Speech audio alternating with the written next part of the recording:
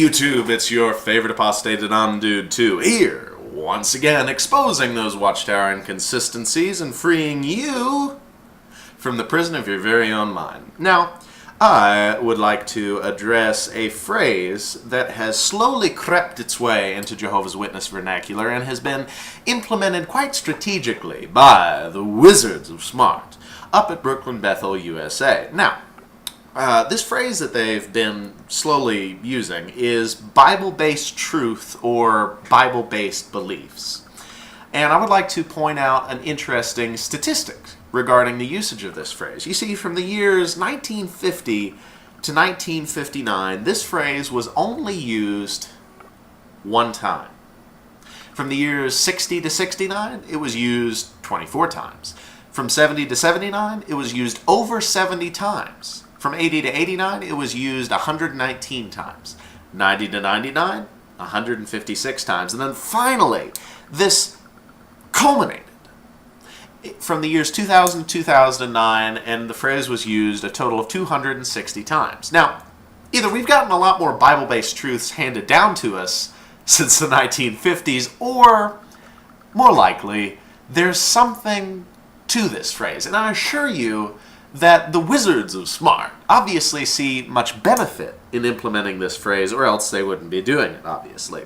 And understand why you really have to approach it from the perspective of a propagandist. And I will share with you the thoughts of one such propagandist by the name of Joseph Goebbels. You may have heard of him. He says that if you tell a lie big enough and keep repeating it, people will eventually come to believe it. Now, just right in the first 2 minutes here, I've already demonstrated that the repetitiveness of this phrase has been increasing over time. And what the witnesses, or what the Wizards of Smart, I guess I should say, are trying to do here is they're hoping that by labeling their doctrine as Bible-based and then repeating it a bunch of times, you will come to believe it. They're asserting that what they say is true simply through this association, which is a propaganda technique.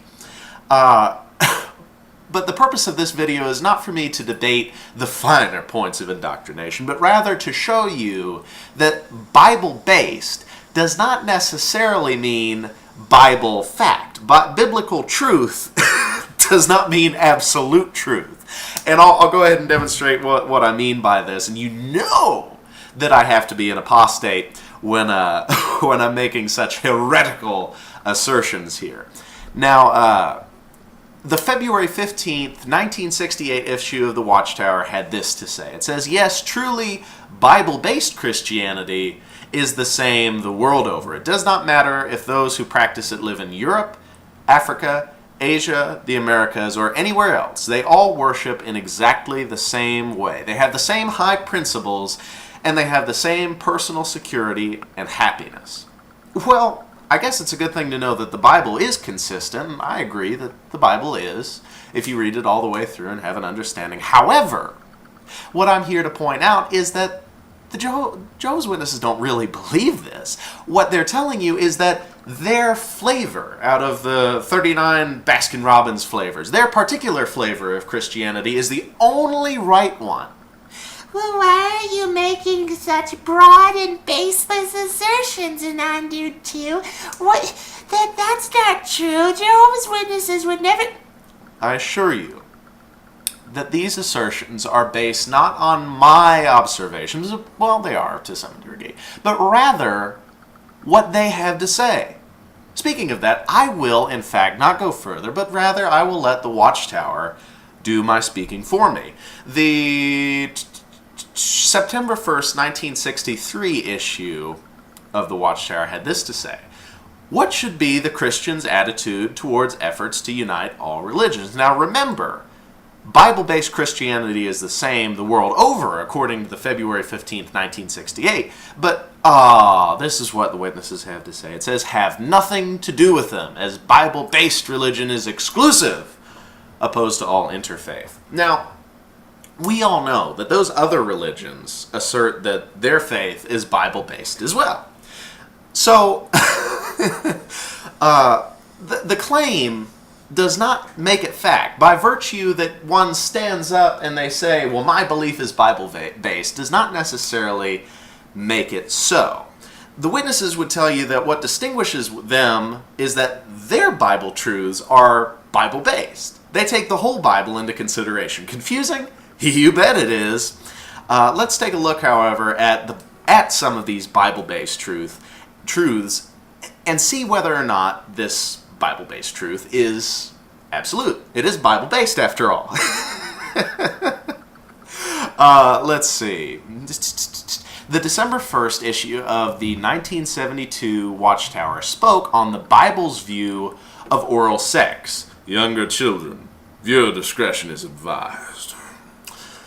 The Watchtower says this. The natural way for a married couple to have sexual relations is quite apparent from the very design given their respective organs by the Creator, and it should not be necessary to describe here how these organs complement each other in normal sexual copulation. We believe that, aside from those who have been indoctrinated with the view that in marriage anything goes, the vast majority of persons would normally reject as repugnant the practice of oral copulation, as also anal copulation. If these forms of intercourse are not contrary to nature, then what is? Yes.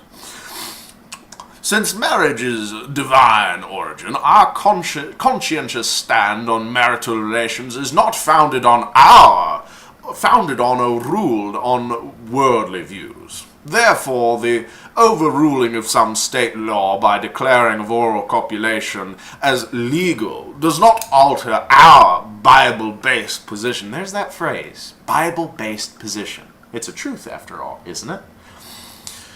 It certainly is not the responsibility of elders or others in a Christian congregation to search into the private lives of married couples. Nevertheless, if future cases of gross, unnatural conduct, such as the practice of oral or anal copulation, are brought to their attention, the elders should act to try to correct the situation before further harm results, as they would do with any other serious wrongdoing.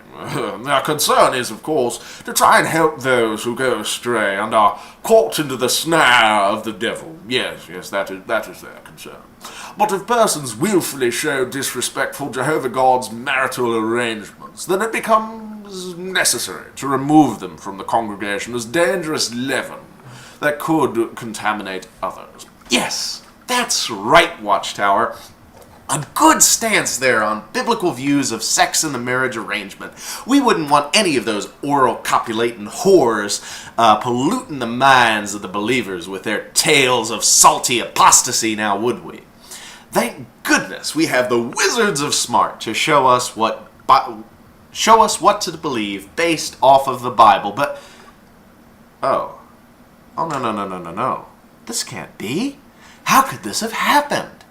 Well, I better read you this most shocking issue of the Watchtower that was published in February 15th, 1978. It says, well, beyond basic guidelines, the Scripture do not go, and hence we cannot do more than counsel in harmony with what the Bible has to say. In the past, some comments have appeared in this magazine in connection with certain unusual sex practices, such as oral sex within marriage, and these were equated with gross sexual immorality. On this basis, the conclusion was reached that those engaging in such practices were subject to disfellowshipping, if unrepentant, yes. The view was taken that it was within the authority of the congregational elders to investigate and act in a judicial capacity regarding such practices in the conjugal relationship. A careful further weighing of this matter, however, convinces us that, in view of the absence of clear scriptural instruction, these are matters for which the married couple themselves must bear the responsibility before God, and that these marital intimacies do not come within the province of the congregational elders to attempt to control nor to take disfellowshipping action with such matters as the sole basis. So, from those two articles, we find out that their Bible-based truths were neither based off of the Bible, nor were they in fact truthful. A bit ironic, considering the phrase. Now, what about all those whores that we disfellowshipped? What happened to them? Well, it's funny. According to the 2011 District Convention that everybody just attended, I'm sure, they said that the scripture in Matthew 16:19 very clearly tells us that the ones the elders disfellowship are disfellowshipped in heaven as well. So, all of those women disfellowship for a false teaching and then written out of the book of life on the basis of that false teaching. Well, I'm sure they were doing something wrong anyway. They probably deserved it. I mean, after all, God is clearly working through the elders, and so mistakes like that wouldn't ever be made. Would they? Okay. Now, I would like to share with you some Bible-based truth of my own, if I may. And this is the words of Jesus. Let's see how clear he is, and maybe I won't even have to explain it. This is what Jesus tells us at Matthew 7:1 and 2. Stop judging, that you may not be judged. For with what judgment you are judging, you will be judged. And with the measure that you are measuring out, they will measure out to you.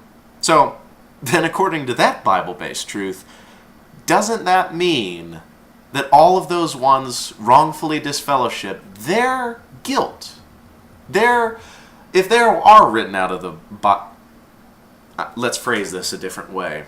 The judgment that the elders judged upon them shall in turn be measured out back upon the elders. Doesn't it? So according to the Bible, that would mean that all those elders would be disfellowshipped in like manner. Damn! This whole discussion has been quite silly, but I hope that my point has been made that simply by the association and usage of the phrase Bible-based truth does not make it so.